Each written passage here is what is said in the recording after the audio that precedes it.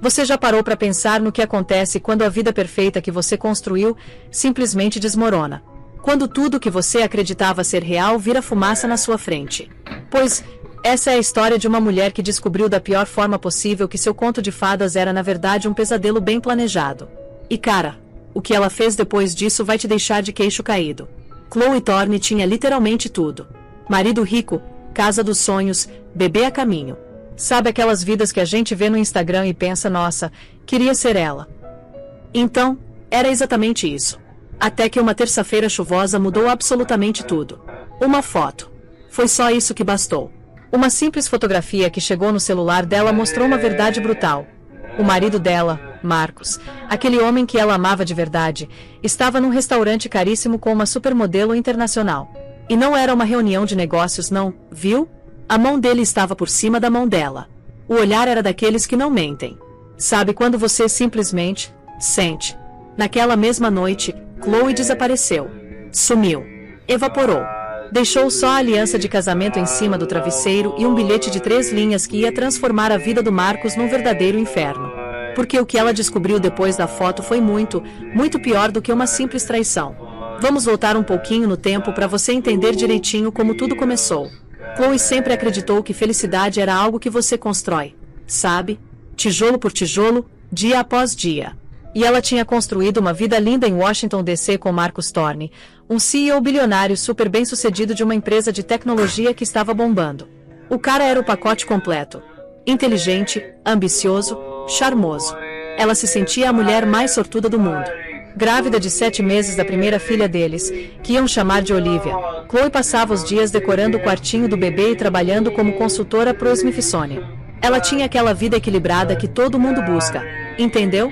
Carreira, família, amor, tudo encaixado perfeitamente. Mas aí vem aquela terça-feira maldita. Marcos ligou no meio da tarde dizendo que ia se atrasar.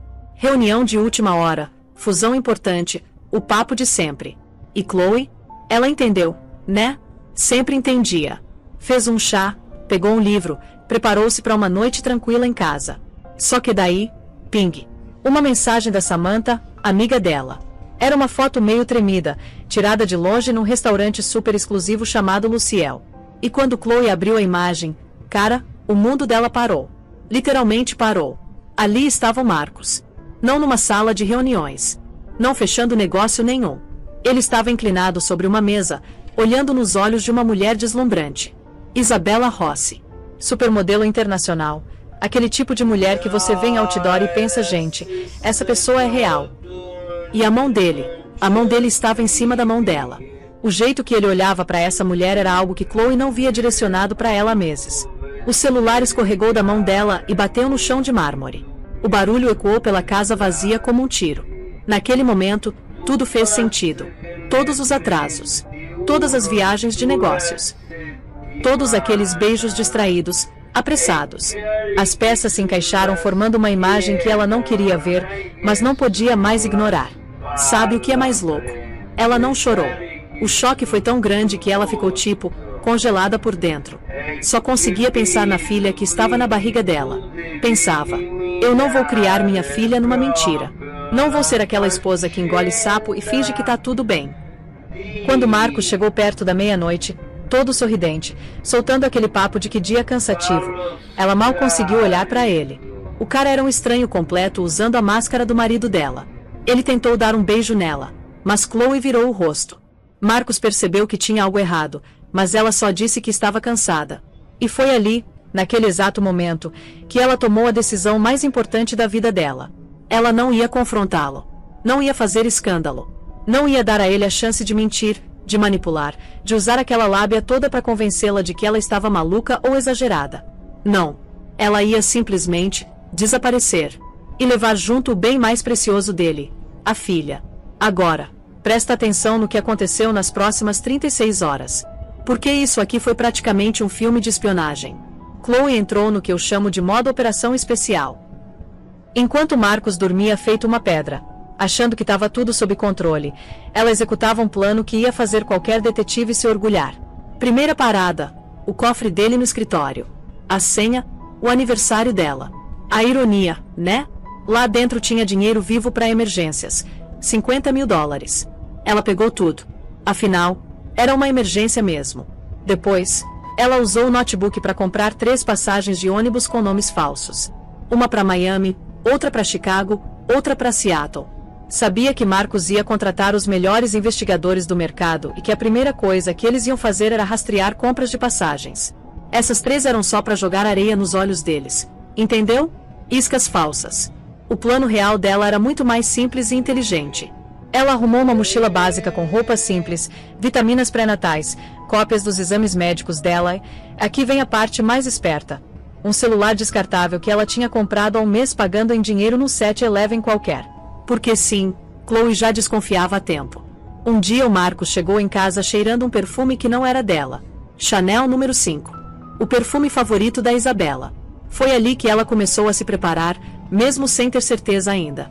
Instinto feminino, sabe como é. Mas a parte mais difícil foi o que ela fez no quarto deles. Ela tirou a aliança de platina e o anel de noivado de 5 quilates do dedo. A pele embaixo estava pálida, marcada. A marca de uma promessa quebrada. Colocou as joias em cima do travesseiro dele, bem onde a cabeça ia encostar. E deixou um bilhete. Simples. Direto. Devastador. Vi a foto. Sei sobre o Luciel. Não me procure.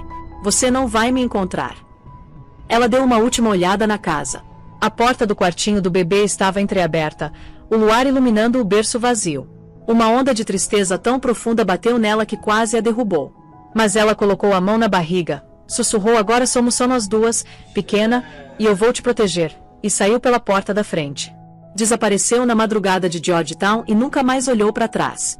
Marcos acordou com um silêncio. Estranho, porque Chloe sempre acordava primeiro, o cheiro de café já tomando conta da casa. Ele esticou a mão pro lado dela da cama e sentiu o lençol frio. Foi quando os dedos dele tocaram as joias. Sentou na cama num pulo, o coração disparado. Viu o bilhete. E cara, quando ele leu aquelas 2 linhas, o sangue sumiu do rosto dele. Luciel. Alguém sabia. Não importava quem. O muro que ele tinha construído com tanto cuidado entre as 2 vidas dele tinha desmoronado completamente. O pânico tomou conta. Ele saiu correndo pela casa gritando o nome dela. Chloe. Chloe. Isso é um mal-entendido. A voz dele ecoava nos cômodos vazios. O carro dela estava na garagem. O guarda-roupa cheio. Mas o celular, a carteira, ela mesma, tudo tinha sumido. Quando ele entrou no quartinho do bebê e viu aquele berço vazio esperando por uma criança que talvez nunca fosse morar ali, um terror genuíno atravessou ele. Isso não era uma esposa irritada saindo de casa por uns dias. Isso era calculado. Isso era eliminação completa. A primeira ligação dele não foi para a polícia. Foi pro Gavin Price, um ex-agente do FBI que agora comandava a firma de segurança privada mais discreta e implacável de DC. O tipo de cara que resolve problemas pros poderosos. Gavin é o Marcus Thorne. Tem uma situação grande. A voz dele estava tremendo de um jeito que ele não sentia desde que a empresa quase faliu anos atrás. Minha esposa sumiu. Sumiu tipo ela te deixou ou sumiu tipo desaparecida? A voz do Gavin era rouca, sem emoção nenhuma. Ela deixou um bilhete. Acha que descobriu algo. Marcos não conseguiu falar o nome da Isabela em voz alta. Ela está grávida de 7 meses, Gavin. 7 meses. Encontra ela. Não me importa o quanto custe. Sem polícia. Ainda não.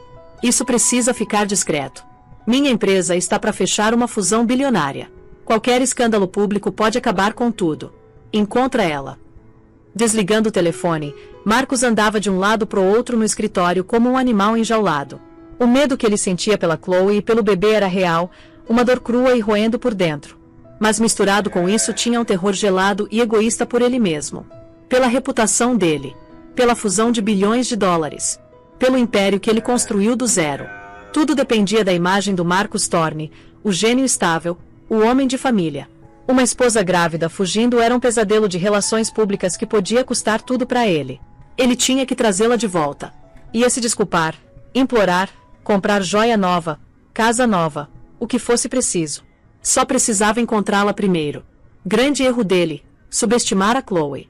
Ele achava que estava lidando com um coração partido. Não tinha ideia de que estava enfrentando uma mente brilhante que conhecia todos os segredos dele e agora estava usando o próprio manual implacável dele contra ele mesmo. Chloe sabia que as primeiras 48 horas eram cruciais.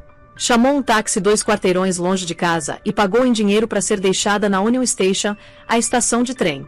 Lá dentro, ela se misturou na multidão anônima da manhã, a barriga de grávida escondida debaixo de um casaco largo, um gorro simples cobrindo o cabelo.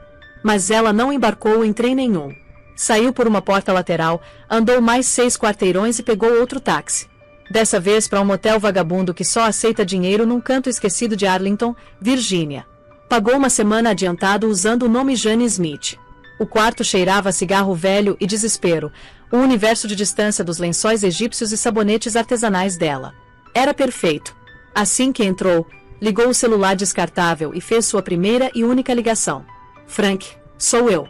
Consegui sair. A voz do outro lado era rouca e calejada. Ótimo. Tá bem, garota. Vou sobreviver, Chloe disse, a voz tremendo um pouco. Você organizou tudo. O chalé tá pronto. Lugar sossegado na zona rural da Pensilvânia. Paguei 6 meses adiantado. O dono acha que você é uma escritora fazendo um livro. O carro tá no estacionamento de longa permanência do aeroporto de Dulles, no nome que você me deu. Chave na caixinha magnética embaixo do paralama do motorista. Frank Miller era um policial aposentado que virou investigador particular. Chloe tinha contratado ele há um mês, no dia que encontrou o recibo do Chanel.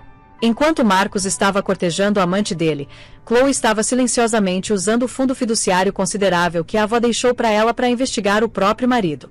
Frank vinha alimentando ela com um fluxo constante de informações, contas de hotel, reservas de restaurante, transferências bancárias para uma empresa fantasma que era dona do aluguel de um apartamento de luxo em Sorro. O apartamento da Isabella Rossi. A foto do Luciel foi só a confirmação final e devastadora. O segundo pacote, Chloe perguntou.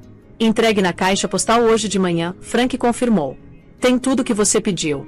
Cópias dos extratos das contas offshore do Thorne, as transferências de ativos antes da fusão, tudo. É sujo, Chloe. Mais sujo do que você imaginava. Eu sei, ela sussurrou. Obrigada, Frank. Por tudo. Fica segura, garota. Ele vai revirar céu e terra para te encontrar. Ele estava certo. Gavin Price e a equipe dele desceram na residência dos Thorne tipo um time das forças especiais. Discretos, eficientes e tecnologicamente aterrorizantes. Vasculharam a casa em busca de escutas, clonaram discos rígidos e começaram a construir um perfil digital da Chloe mais detalhado que a própria memória dela. Ela é esperta, Gavin disse pro Marcos depois de 12 horas de trabalho intenso. Ele era um homem compacto e impecavelmente vestido na casa dos 50 anos, com olhos frios e inteligentes. Ela comprou 3 passagens de ônibus saindo da Union Station para te despistar. Miami, Chicago, Seattle. Todas pagas com cartão pré-pago comprado em dinheiro uma semana atrás. Mas não tem imagem de vigilância dela embarcando em nenhum deles. Então onde ela está? Marcos exigiu, a paciência dele desgastada até o limite. Ela foi para algum lugar perto, Gavin disse, abrindo um mapa no tablet. Usou dinheiro.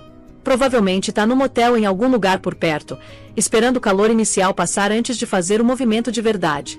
Estamos puxando filmagens de caixa eletrônico e câmera de trânsito num raio de 80 quilômetros. Mas é como procurar agulha num palheiro feito de outras agulhas. A equipe do Gavin também identificou uma série de pagamentos do fundo pessoal da Chloe nos últimos meses.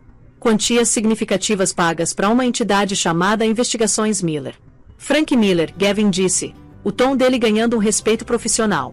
Detetive particular old school, ex-polícia de homicídios. Cara reto como uma flecha e 2 vezes mais teimoso. Ela não só fugiu, Marcos. Ela estava planejando. Ela contratou o próprio investigador semanas atrás. A notícia atingiu Marcos como um soco físico. Isso não foi um ato emocional impulsivo. Isso foi uma retirada estratégica premeditada. Ela estava investigando ele. Enquanto ele mentia na cara dela, ela estava reunindo inteligência. Um medo mais profundo que qualquer coisa que ele já sentiu começou a se instalar. O que mais ela sabia? Os pensamentos dele foram interrompidos por uma ligação. Era Isabella. Marcos, querido, ela ronronou, a voz dela uma carícia sedosa. Não tenho notícias suas. Está tudo bem? Você parecia tão tenso ontem à noite. Marcos apertou a ponte do nariz, uma dor de cabeça pulsando atrás dos olhos. Agora não é uma boa hora, Isabella. Não seja assim, ela disse com um biquinho brincalhão na voz. Eu só estava pensando no nosso futuro quando sua situação for resolvida. Encontrei a vila mais perfeita na Toscana. A forma casual com que ela descartou a Chloe como uma situação mandou uma onda de raiva branca através dele. Essa mulher, por quem ele arriscou tudo, estava falando de imóveis enquanto sua esposa grávida estava desaparecida. Pela primeira vez, ele viu uma rachadura na fachada perfeita e linda dela. Viu a ambição fria e calculista por baixo.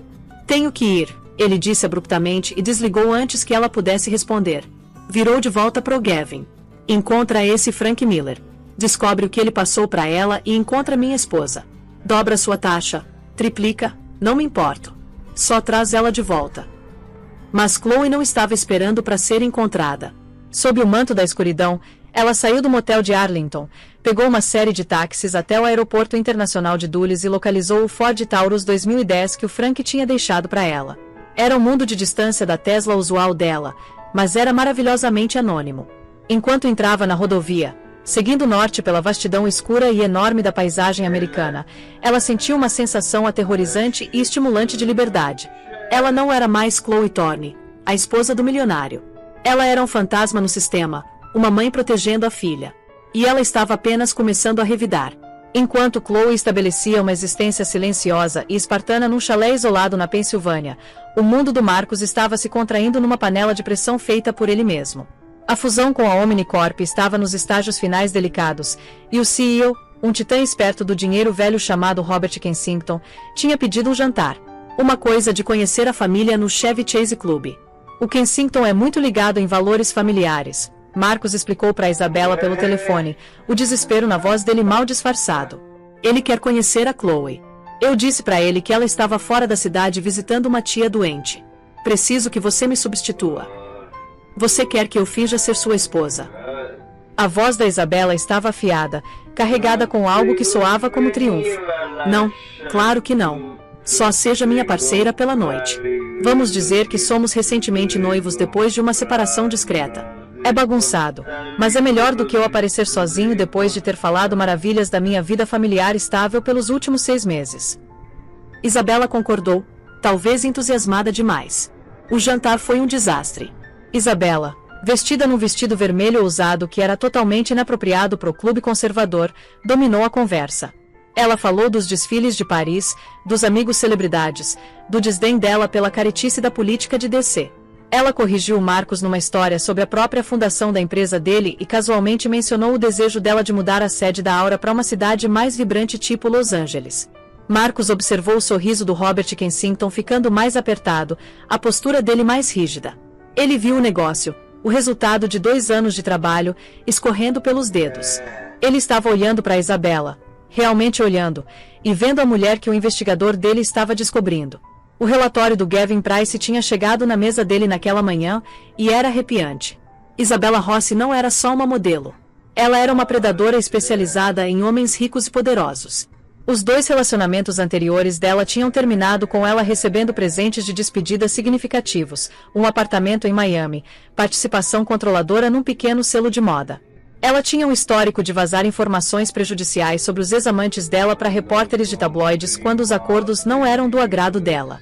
Ela não está apaixonada por você, Marcus, Gavin tinha dito sem rodeios. Ela está apaixonada pelo seu portfólio de ações, e ela tem sido desleixada. Rastreamos uma série de e-mails criptografados entre ela e um notórios vendedor descoberto, um cara chamado Alistair Finn.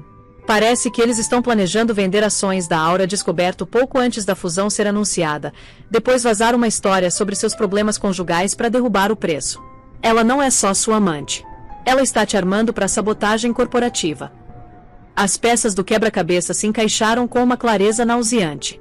As perguntas constantes dela sobre as finanças da fusão, os encontros acidentais com membros do conselho, a insistência dela em ser vista com ele em público, tudo fazia parte de um plano. O Luciel não tinha sido um jantar romântico aleatório. Tinha sido um movimento calculado para ser vista, para criar exatamente a evidência que tinha expulsado a Chloe. Depois do jantar desastroso, Marcus confrontou ela no carro.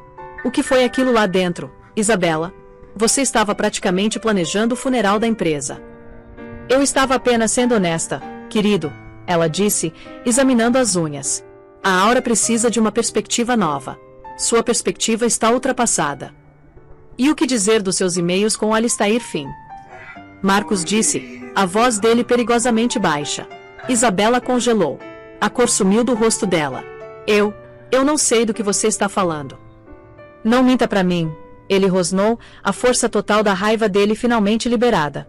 O Gavin Price tem tudo. As mensagens criptografadas. A conta offshore que você abriu nas Ilhas Cayman. Você ia me arruinar. A compostura dela despedaçou. A modelo sofisticada tinha ido embora, substituída por um animal encurralado. Você merecia. Você me enrolou por 1 ano, me escondendo tipo algum segredo sujo, prometendo que ia deixar sua esposinha entediante. Um homem como você deveria ter uma mulher como eu no braço dele, não alguma curadora qualquer. Eu estava pegando o que me era devido. Marcos olhou para ela, a ilusão e o veneno nas palavras dela lavando sobre ele. Ele tinha explodido a própria vida, perdido a esposa e a filha por isso, por uma vigarista transacional barata num vestido de grife. O alto ódio era uma sensação física de sufocamento. Sai, ele disse, as palavras mal sendo um sussurro. O quê? Sai do meu carro. Agora. Ele encostou numa rua escura com árvores. Ela olhou para ele incrédula. Depois o rosto dela se torceu numa máscara de ódio puro. Você vai se arrepender disso, Marcos. Vou em todo jornal, todo blog. Quando eu terminar, Marcos Thorne vai ser sinônimo de piada. Ela saiu e bateu a porta. Marcos saiu dirigindo sem olhar para trás, o som dela gritando xingamentos desaparecendo atrás dele.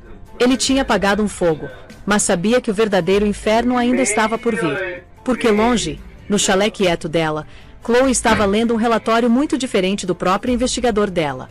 Não era sobre amantes ou dicas de ações. Era sobre uma empresa fantasma no Panamá, transferências ilegais de ativos projetadas para desvalorizar a Aura Innovations antes da fusão com a Omnicorp, e um padrão de fraude financeira que não só podia matar o negócio, mas mandá-lo para a prisão. Ela não estava só se escondendo. Ela estava construindo um caso. E ela estava prestes a se tornar a acusação, juíza e júri da vida inteira dele. O primeiro tremor atingiu na segunda-feira seguinte. Um artigo anônimo e altamente detalhado apareceu no The Gilded Leash, um blog financeiro nichado mas influente comandado por uma jornalista investigativa chamada Brenda Hart. O post, intitulado Podridão Votada no Núcleo da Aura Innovations, apresentou uma série de alegações condenatórias sobre desmonte de ativos pré-fusão, citando contas offshore e empresas fantasmas com uma precisão que sugeria uma fonte interna. Não mencionou o Marcos pelo nome, mas não precisava. A ação, que estava disparando em antecipação da fusão, caiu 12 pontos na primeira hora de negociação. Marcos estava no escritório dele, uma verdadeira sala de guerra com seus advogados e o Gavin Price. O telefone dele vibrava sem parar com ligações dos membros do conselho e de um Robert Kensington em pânico. É ela, Marcos disse, a voz dele sem emoção. Tem que ser ela. Aquele P. Frank Miller deve ter desenterrado tudo isso para ela. A jornalista Brenda Hart é um fantasma. Gavin relatou, rolando por uma tela de dados. Trabalha inteiramente através de canais criptografados. Ninguém conhece a verdadeira identidade dela. Seja quem for a fonte, eles são espertos e estão cobrindo os rastros. O artigo foi só o primeiro ataque. Alguns dias depois, uma segunda matéria caiu. Essa era mais pessoal. Detalhava os gastos extravagantes num apartamento no Sorro e num Porsche novo, tudo rastreado de volta para uma holding financiada pelo Marcos e ligou as propriedades a Isabella Rossi. Pintou um quadro sórdido de fundos corporativos sendo usados para financiar um caso luxuoso. O conselho de diretores convocou o Marcos para uma reunião de emergência. O ar na sala estava grosso com acusação e medo. Que diabos está acontecendo, Marcos? Exigiu Lawrence Schultz, o membro mais velho do conselho e um mentor de uma época. Nossa ação está em queda livre. A SEC começou a farejar por aqui, e agora eu estou lendo sobre suas indiscrições pessoais em blogs financeiros. Robert Kensington está prestes a puxar o plug de todo o negócio. É uma campanha de difamação, Marcos insistiu, a voz dele soando fraca até para os próprios ouvidos. Uma fabricação por uma parte ressentida. É fabricação que sua esposa grávida está desaparecida há mais de 2 semanas. Schultz retrucou. A pergunta pairou no ar, fria e afiada. O segredo tinha vazado. Os sussurros tinham virado um rugido. Enquanto isso, na Pensilvânia, Chloe assistia às consequências do seu santuário quieto. Ela sentia uma satisfação sombria, mas nenhuma alegria. Isso não era sobre vingança. Era sobre justiça. Era por cada mentira que ele tinha contado, cada vez que ele tinha beijado ela enquanto cheirava ao perfume de outra mulher. Frank tinha descoberto um nível de criminalidade que ela nunca tinha suspeitado. Marcus não era só um adúltero. Ele era um criminoso disposto a fraudar os próprios acionistas e o Robert Kensington para enriquecer a si mesmo. A vida dela tinha encontrado um novo ritmo quieto. Caminhadas matinais pela floresta, o ar fresco e limpo. Refeições simples, lendo por horas na frente da lareira de pedra. Ela tinha check-ins regulares com uma parteira local numa cidade próxima usando a nova identidade dela, Catherine Kate Miller. O Frank tinha criado um histórico impecável para ela. Mas a solidão era uma faca de dois gumes. À noite, o medo se infiltrava. O Marcus poderia encontrá-la. O que ele faria se encontrasse? Ela ficava acordada, uma mão na barriga, sentindo os chutes poderosos da filha, e jurava protegê-la. A pressão sobre o Marcus estava se tornando insuportável. Ele era um homem sitiado. Isabella, fiel à palavra dela, tinha começado a falar com a imprensa de tabloides, pintando a si mesma como a vítima de coração partido, fiando uma história de um homem que tinha prometido a ela o mundo. A história dela, combinada com o escândalo financeiro e o desaparecimento da Chloe, criou uma tempestade perfeita. Império de magnata milionário desmorona em meio ao escândalo, gritou uma manchete. Desesperado, Marcus fez a única coisa que vinha evitando. Ele convocou uma coletiva de imprensa. De pé diante de uma parede de câmeras, o rosto pálido e abatido, ele parecia uma sombra do que era antes. Eu sei que tem havido muitos rumores, ele começou, a voz tensa. Minha empresa está enfrentando um ataque coordenado e minha família está passando por um momento privado e doloroso. Minha esposa Chloe, eu a amo mais que tudo. Chloe, se você está assistindo isso, por favor volte para casa. A gente pode consertar isso. Eu faço qualquer coisa. Por favor, só me deixa saber que você e nosso bebê estão seguros. No chalé dela, Chloe assistiu à transmissão no laptop, o coração uma pedra fria e pesada no peito. O apelo público dele era uma performance. Outro movimento calculado para retomar o controle da narrativa, para pintá-la como uma fugitiva instável e emocional. Ele não a amava. Ele amava a ideia dela, a estabilidade que ela fornecia. Ela era o acessório perfeito para a vida perfeita dele. Ela pegou o celular descartável. Era a hora do movimento final. Frank, ela disse, a voz firme e clara. É hora. Manda o arquivo completo pro Robert Kensington e manda uma cópia pro gabinete do procurador dos Estados Unidos. Ela tinha terminado de sussurrar. Era a hora do trovão. O arquivo completo. As joias da coroa, como Frank chamava, era um dispositivo explosivo.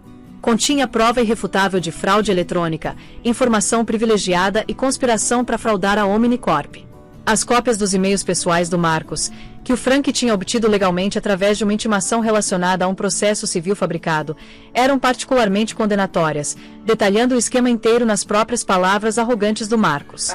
Robert Kensington recebeu o pacote via entregador na propriedade particular dele em Virgínia. Uma hora depois, ele formalmente e publicamente retirou a oferta de fusão da Omnicorp, citando uma falha catastrófica de due diligence e uma perda completa de fé na liderança da Aura Innovations. No dia seguinte, o procurador dos Estados Unidos para o Distrito Sul de Nova York anunciou uma investigação federal em escala completa sobre Marcus Thorne e sua empresa. A ação da Aura não só caiu. Ela despencou de um penhasco. O império estava oficialmente queimando. Mas em meio ao caos, Gavin Price finalmente conseguiu uma pista. Um dos especialistas forenses digitais dele, perseguindo o fantasma de uma migalha digital, encontrou um único endereço IP fortemente anonimizado vindo de uma torre de celular remota na zona rural da Pensilvânia. Tinha sido usado uma vez por menos de um minuto para acessar a conta de e-mail antiga da Chloe, provavelmente um momento sentimental de fraqueza.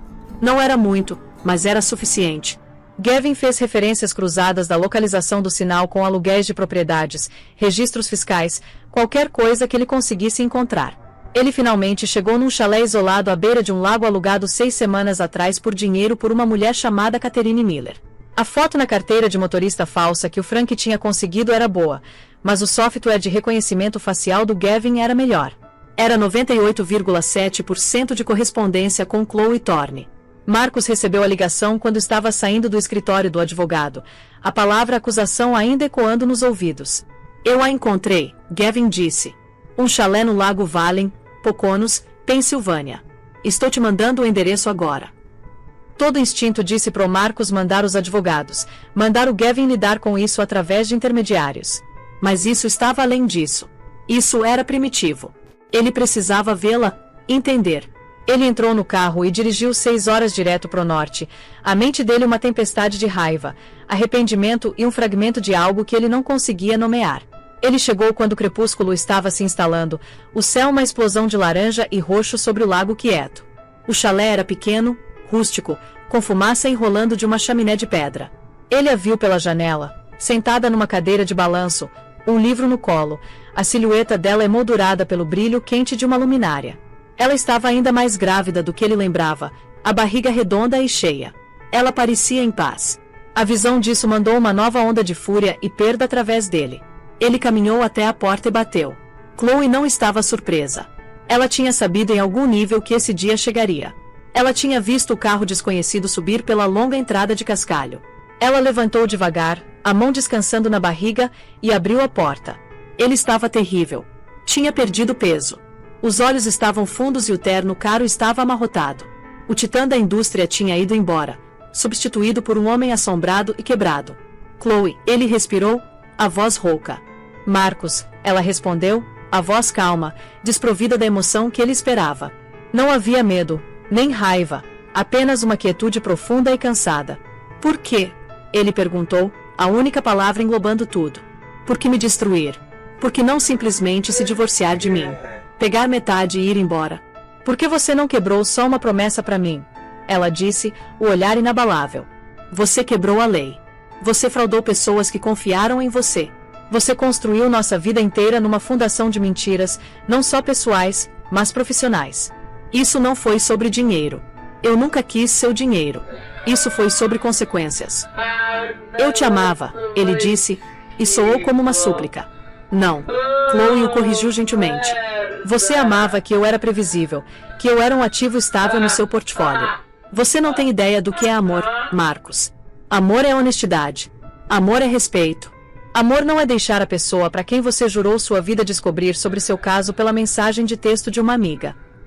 Ele estremeceu como se tivesse sido atingido. Isabela, ela não significava nada. Foi um erro. Um erro estúpido e colossal. Ela era um sintoma, não a doença, Chloe disse. A doença é sua ambição, sua ganância. Ela consome tudo que toca. Eu, nosso bebê, sua empresa, tudo. Enquanto ela falava, uma dor aguda e repentina irradiou pela parte inferior das costas dela. Ela ofegou, a mão voando para a barriga. Os olhos do Marcos se arregalaram em alarme. O que foi? O que há de errado? O bebê.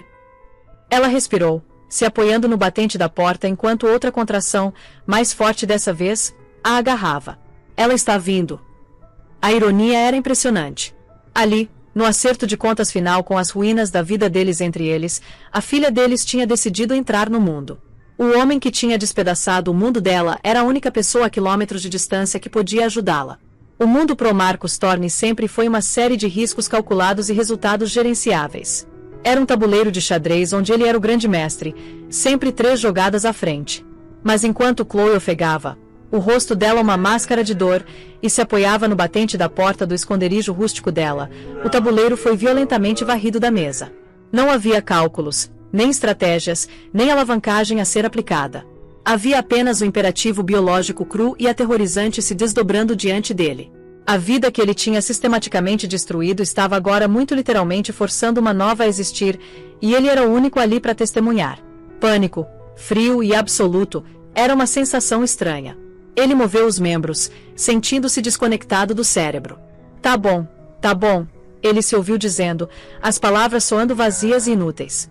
Ele a guiou para longe da porta, as mãos dele pairando incertamente em volta dela, com medo de tocá-la, com medo de não tocar. O hospital? Onde fica o hospital? Na mesa, Chloe conseguiu dizer entre dentes cerrados. Minha bolsa, chaves. A viagem foi um borrão frenético e surreal. Ele a colocou no banco do passageiro do Audi impecável dele, o couro luxuoso um contraste chocante com o drama humano se desdobrando. Ele mexeu na bolsa hospitalar pré-arrumada dela, encontrou o endereço que ela tinha rabiscado num bloco, e socou no sistema de navegação do carro.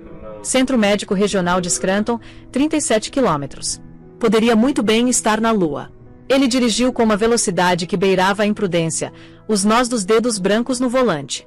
O ronco suave do motor alemão era pontuado pelas respirações agudas e rítmicas da Chloe. A cada suspiro doloroso do banco ao lado dele, um pedaço da realidade cuidadosamente construída dele se desintegrava. A acusação federal pendente, os bilhões em valor de acionista que ele tinha incinerado, a humilhação pública orquestrada pela Isabela, tudo desapareceu num rugido de fundo abafado e insignificante. A única coisa real era a estrada rural sinuosa e tortuosa da Pensilvânia, a voz estéril da senhora do GPS contando regressivamente os quilômetros, e a força elemental poderosa de uma vida exigindo sua entrada no mundo. Ele olhou de relance para Chloe. A cabeça dela estava jogada para trás contra o apoio de cabeça, o cabelo úmido de suor. O rosto dela, geralmente um estudo em compostura calma, estava contorcido com um esforço que ele não conseguia começar a compreender. Ele tinha visto ela comandar salas de reunião, encantar filantropos e navegar as águas sociais traiçoeiras de Washington DC com graça sem esforço. Ele nunca tinha visto ela tão vulnerável, tão poderosa. Essa era uma força além de dinheiro ou influência. Era antiga e absoluta, e ele não era nada mais que um motorista na presença dela. Só respira. Ele se pegou sussurrando, ecoando o conselho inútil que tinha ouvido em filmes. Ela lançou um olhar de fúria tão pura e não adulterada que ele recuou fisicamente. Não se atreva a me dizer para respirar. Ela rosnou, uma onda de dor crescendo. E então, quando a contração cedeu, o corpo dela ficou mole, a voz suavizando para um sussurro. Só dirige. Ele pressionou o acelerador, o coração batendo contra as costelas. Isso era culpa dele. Tudo. O estresse, a fuga, o esconderijo. Ele tinha feito isso com ela. Ele tinha pegado a gravidez serena e feliz dela e transformado numa provação desesperada de fugitiva. Se algo acontecesse com ela ou com o bebê, o pensamento era um buraco negro que ameaçava engoli-lo inteiro. Pela primeira vez, Marcus Thorne, o mestre do universo, começou a rezar. Ele não sabia para quem estava rezando, mas rezou com o fervor desesperado de um homem que finalmente tinha percebido que não estava e nunca tinha estado no controle. A sala de emergência do Scranton Regional era uma cacofonia de caos organizado, o mundo longe das alas privadas silenciosas do Sibley Memorial Hospital onde o nascimento de Olivia deveria ter acontecido. Uma enfermeira de triagem de rosto severo e comportamento formidável deu uma olhada na Chloe e imediatamente gritou ordens, tirando Marcus do transe dele. Em minutos, Chloe estava numa cadeira de rodas sendo levada rapidamente em direção à ala de maternidade. Marcus seguiu mudamente na esteira dela, ainda segurando a bolsa hospitalar. Uma enfermeira diferente, uma mulher de olhos gentis chamada Mary, o parou nas portas duplas. Sua família além desse ponto, ela disse, a voz gentil mas firme. Você pode esperar na sala de espera. Vamos vir te buscar quando tiver notícia. Eu sou o pai, Marcus disse, as palavras soando estranhas e não merecidas na língua dele. Os olhos da enfermeira vacilaram com ceticismo enquanto ela absorvia o terno caro mas amarrotado dele, o queixo sem fazer a barba e o olhar frenético e assombrado nos olhos dele. Ele não parecia um pai expectante. Ele parecia um homem que tinha acabado de rastejar de um destroço. Do corredor, a voz da Chloe cortou o ar. Deixa ele entrar, Mary. A voz dela estava tensa, mas tinha uma nota inconfundível de comando. As sobrancelhas da Mary dispararam em surpresa, mas ela assentiu. Tudo bem então. Veste o avental. A sala de parto era pequena, estéril e cheia do brilho intimidador de equipamento médico. Cheirava a antisséptico e ansiedade. As próximas 8 horas foram um cadinho. Marcus era um fantasma na sala, uma testemunha silenciosa de uma batalha na qual ele não tinha parte em lutar. Ele assistiu enquanto a exaustão da Chloe dava lugar a uma resistência sobre-humana. Ele viu os médicos e enfermeiras trabalharem em volta dela com uma eficiência calma e praticada. Ele buscou gelo picado. Ele segurou um pano frio na testa dela. Quando ela gritou em agonia, apertando a mão dele com uma força que ameaçava estilhaçar seus ossos, ele não puxou a mão. Ele só segurou firme, ancorando ela, oferecendo a única coisa que lhe restava dar, sua presença. Nesse cadinho, a autoilusão dele foi queimada. Ele viu com clareza horrível as duas mulheres às quais ele tinha amarrado sua vida. Isabela, com seus dramas fabricados, suas birras calculadas, sua beleza que era tão profunda quanto uma fotografia. E Chloe, que estava atualmente realizando um feito de coragem primitiva tão crua que empequenarrava toda a conquista de sala de reunião que ele já tinha celebrado. Ele tinha trocado uma montanha por um monte de areia, um diamante por um caco de vidro. A estupidez pura e monumental das escolhas dele caiu sobre ele, e a vergonha era um peso físico pressionando o ar para fora dos pulmões dele. Então, justo quando a primeira sugestão de alvorada estava rompendo pelas persianas da janela do hospital, o mundo mudou. Um último empurrão desesperado da Chloe, um coro de encorajamento das enfermeiras, e então um novo som encheu a sala. Um choro fino e trêmulo, um som que perfurou através da exaustão, da dor e do arrependimento. Era o som de um novo começo. É uma menina, o médico anunciou, a voz dele brilhante. Você tem uma filha linda e saudável. Eles colocaram o bebê enrolado no peito da Chloe. Ela era uma bagunça de lágrimas e suor, completamente esgotada. Mas quando ela olhou para baixo para a criaturinha minúscula e enrugada nos braços dela, um olhar de amor profundo e transcendente tão intenso iluminou o rosto dela que tirou o fôlego do Marcus. Ele estava olhando para uma obra-prima, uma Madonna e criança, uma imagem sagrada que ele não tinha direito de estar testemunhando. A enfermeira, Mary, gentilmente pegou o bebê para ser pesado e limpo. Ela se virou para o Marcus, uma suavidade conhecedora nos olhos dela. Gostaria de segurar sua filha, papai. As mãos dele tremeram enquanto ela colocava o pacote impossivelmente pequeno nos braços dele. Ela pesava quase nada. Ainda assim parecia mais pesada que o mundo inteiro dele desmoronando.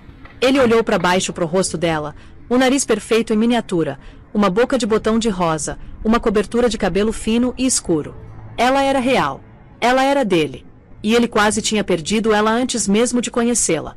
Enquanto o bebê, a filha dele, se mexia nos braços dele e abria os olhos pela primeira vez, ele viu olhos que eram exatamente do azul penetrante da mãe dela.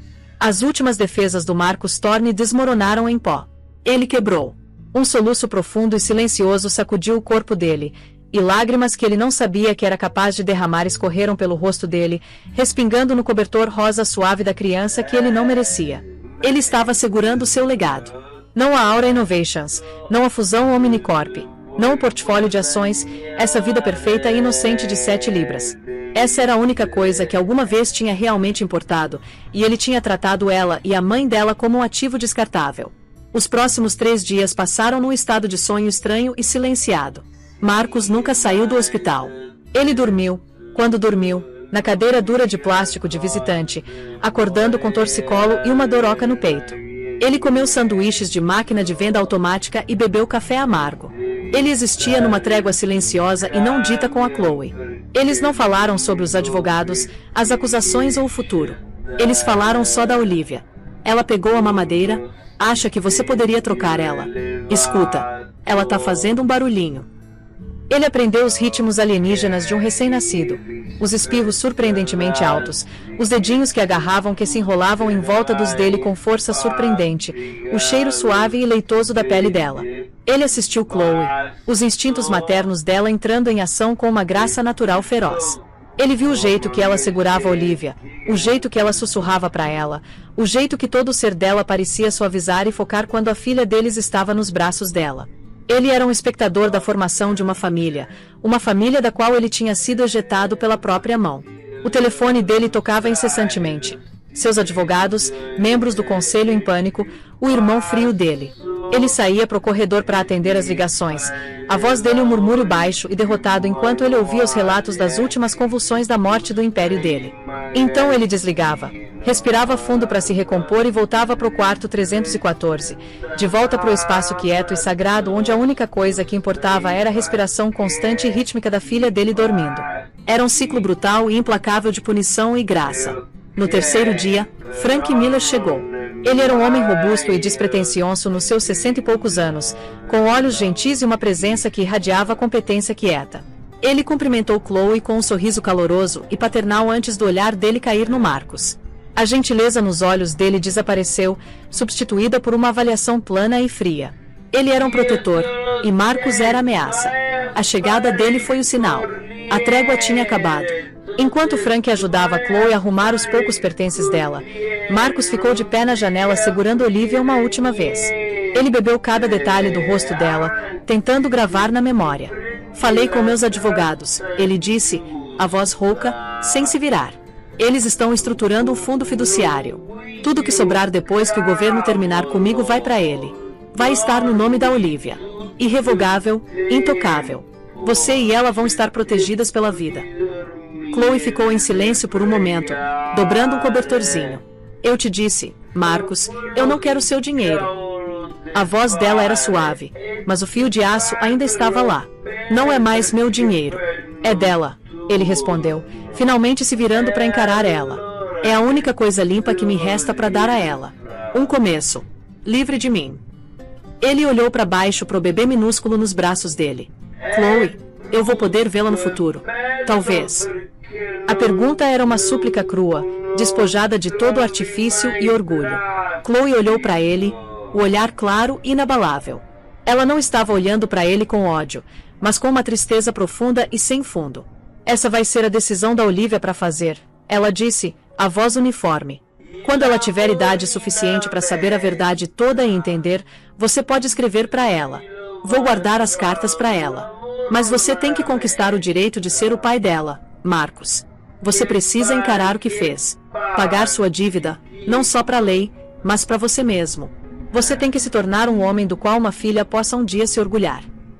Ele sabia que ela estava certa. Era mais do que ele merecia.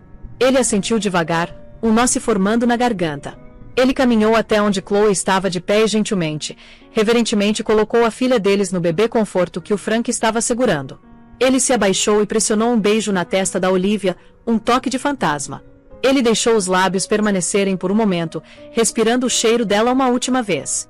Ele se endireitou e olhou para Chloe, os olhos dele transmitindo um universo de desculpas que ele nunca poderia adequadamente expressar. Adeus, Chloe. Adeus, Marcos. Então ele se virou e saiu da sala do hospital, da ala de maternidade, das vidas deles. Ele não olhou para trás. Ele caminhou para fora pro sol forte do meio-dia em direção à tempestade que aguardava de agentes federais, desgraça pública e os longos anos solitários de expiação que estavam à frente. Chloe o assistiu ir, sentindo não o senso de vitória, mas de finalidade profunda e sombria. O grande e poderoso Marcus Thorne tinha ido embora, deixando apenas um homem quebrado no lugar dele. Ela se virou pro Frank, um pequeno sorriso cansado finalmente tocando os lábios dela. Vamos para casa, Frank. Sim, senhora, ele disse, a voz cheia de calor enquanto ele gentilmente levantava o bebê conforto. Enquanto eles dirigiam para longe do hospital, deixando os destroços da vida antiga dela para trás, Chloe olhou para baixo para Olivia, dormindo pacificamente no assento dela. A gaiola dourada era uma pilha de cinzas. O império tinha desmoronado. Mas ali, naquele carro, indo em direção a um chalé pequeno e quieto perto de um lago, ela tinha tudo que alguma vez tinha realmente importado. Ela não era mais apenas uma esposa, uma vítima ou uma fugitiva. Ela era mãe. Ela era uma sobrevivente. Ela era livre. Ela estava de pé numa fundação nova, uma que ela tinha forjado sozinha das chamas da traição. Uma fundação construída não em riqueza ou mentiras, mas em coragem, verdade e no amor feroz, inflexível e inquebrável de uma mãe. A estrada à frente era incerta, mas pela primeira vez em muito, muito tempo, era inteiramente dela. E aí, o que você achou dessa história? Sério, pensa comigo por um segundo. A Chloe poderia ter simplesmente aceito a traição. Poderia ter ficado quieta. Poderia ter se contentado com a vida luxuosa e fingido que não viu nada. Afinal, quantas mulheres não fazem exatamente isso? Engolem a dor, escondem as lágrimas, mantêm as aparências, mas ela não fez isso. Ela escolheu algo muito mais difícil. Ela escolheu a verdade. Escolheu a justiça. Escolheu a dignidade dela e o futuro da filha acima de qualquer conforto material. E olha, não foi só sobre o Marcos ter traído ela com a Isabela. Isso foi a ponta do iceberg, sacou? Quando ela começou a investigar de verdade, descobriu que o homem com quem tinha se casado não era só infiel, ele era um criminoso. Um cara disposto a fraudar investidores, manipular ações, construir um império em cima de mentiras e crimes financeiros. Imagina você descobrir isso, que a pessoa que dorme do seu lado, que você confia, que vai ser pai do seu filho, é capaz de tudo isso. A coragem que ela teve não foi só de sair, foi de fazer o cara pagar pelo que fez. De garantir que ele não ia simplesmente se safar, dar uma desculpa esfarrapada e continuar destruindo outras vidas. E aqui vai uma reflexão pesada para você. Quantas vezes a gente aceita migalhas achando que é o banquete completo? Quantas vezes a gente fica em relacionamentos, empregos, situações que estão nos destruindo por dentro só porque parece mais fácil do que recomeçar do zero? A Chloe tinha tudo do ponto de vista material. Casa linda, dinheiro, status social. Mas ela não tinha a única coisa que realmente importa: respeito. E ela entendeu que criar uma filha vendo a mãe aceitar desrespeito ia ensinar para Olivia que mulher tem que engolir sapo para manter as aparências. Não, senhor. Não é assim que funciona. Ela ensinou para a filha, Mesmo antes da menina nascer, que mulher tem valor. Que verdade importa. Que consequências existem. Que você não constrói felicidade em cima de mentira. Agora pensa na situação do Marcos. O cara tinha literalmente tudo. Empresa bilionária, mulher incrível, filho a caminho. E ele jogou tudo fora por quê? Por uma modelo que só queria o dinheiro dele? Por ego? Por achar que era esperto demais para ser pego? E a parte mais triste. Ele só entendeu o valor do que tinha quando perdeu tudo. Quando viu a filha dele nascendo. Quando segurou aquele bebezinho minúsculo nos braços e percebeu que aquilo era o único legado real dele. As empresas vêm e vão. O dinheiro pode evaporar. Mas família? Amor verdadeiro? Isso é o que fica. E ele destruiu isso com as próprias mãos. A cena do parto foi o momento de verdade dele. Não foi? Ali não tinha mais jogo. Não tinha mais máscara. Não tinha mais CEO poderoso fazendo manobra corporativa.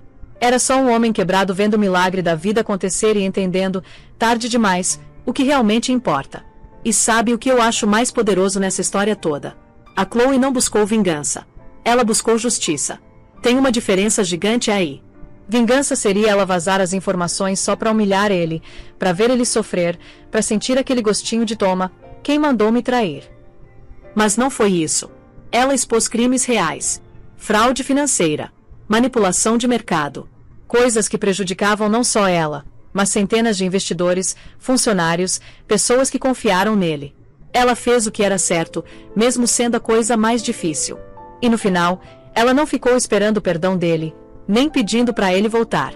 Ela estabeleceu condições claras. Se ele quisesse algum dia ter um relacionamento com a filha, teria que conquistar esse direito. Teria que virar um homem digno de ser chamado de pai. Não é sobre dar segunda chance de graça. É sobre dar a oportunidade de redenção para quem está disposto a fazer o trabalho duro de mudar de verdade. Então agora eu jogo a pergunta para você. Se você estivesse no lugar da Chloe, o que faria? Conseguiria ter a frieza de planejar uma saída tão calculada? Teria a coragem de abrir mão de toda aquela segurança financeira para recomeçar do zero? Conseguiria perdoar, mesmo que parcialmente, deixando a porta aberta para o futuro? Ou se você fosse o Marcos, você perceberia o que realmente importa antes de perder tudo? Teria a humildade de aceitar as consequências e trabalhar para se tornar uma pessoa melhor? Essas são perguntas que ficam, né? Porque no fundo mesmo, essa história não é só sobre traição e vingança. É sobre escolhas, sobre prioridades, sobre o que a gente valoriza de verdade na vida. É fácil julgar os dois lados. Ah, ela foi muito dura com ele. Ou ele mereceu tudo isso e mais. Mas a verdade é que relacionamentos são complexos. Pessoas são complexas. E todo mundo tá fazendo o melhor que pode com as ferramentas emocionais que tem. O que diferencia a Chloe é que ela teve clareza. Ela sabia o que não aceitaria. Sabia qual linha não podia ser cruzada. E quando essa linha foi cruzada, ela não ficou se enganando, não ficou naquele ciclo de ele vai mudar, vai melhorar, foi só uma vez. Ela teve amor próprio suficiente para dizer: não, isso não é o que eu mereço, e não é o tipo de ambiente que eu quero para o meu filho crescer. E isso, meus amigos, isso é poder real. Não é o poder de ter dinheiro, de comandar empresa, de aparecer em revista. É o poder de conhecer seu próprio valor e não negociar ele por nada nesse mundo. Então fica aqui minha reflexão final para você que acompanhou essa história até o fim. Qual é a sua linha? O que você não aceita na sua vida? E mais importante, você teria coragem de defender essa linha quando fosse necessário, mesmo que custasse tudo que você construiu. Porque é fácil ter princípios quando não custa nada. O teste de verdade é quando defender seus valores significa perder conforto, segurança, a vida que você conhece. A Chloe passou nesse teste. Ela escolheu a própria alma ao invés da gaiola dourada. E agora ela tá livre. Com a filha. Começando de novo. Sem mentiras, sem fachada, sem ter que fingir que tá tudo bem quando não tá. Ela tá construindo uma vida real. Não perfeita, mas verdadeira. E cara, isso vale mais que todo o dinheiro do mundo. Se você curtiu essa história de coragem, transformação e a força que a gente nem sabia que tinha até precisar usar, me faz o favor, deixa aquele like para eu saber que você conectou com a mensagem. Compartilha com alguém que precisa ouvir, que tem valor, que merece respeito, que pode recomeçar quantas vezes for necessário. E se inscreve no canal. Ativa o sininho porque toda semana tem história nova aqui. Histórias reais de pessoas reais enfrentando situações que a gente só vê em filme, mas que acontecem todo dia com gente como eu e você. Seu apoio é o que mantém esse trabalho rodando. É o que me motiva a continuar trazendo essas narrativas poderosas que fazem a gente parar e pensar sobre as próprias escolhas. Valeu demais por ter ficado até aqui. Sério mesmo. Nos vemos no próximo vídeo. E até lá, lembra, você vale muito mais do que qualquer mentira está disposta a fazer você acreditar que vale. Um abraço forte e até a próxima.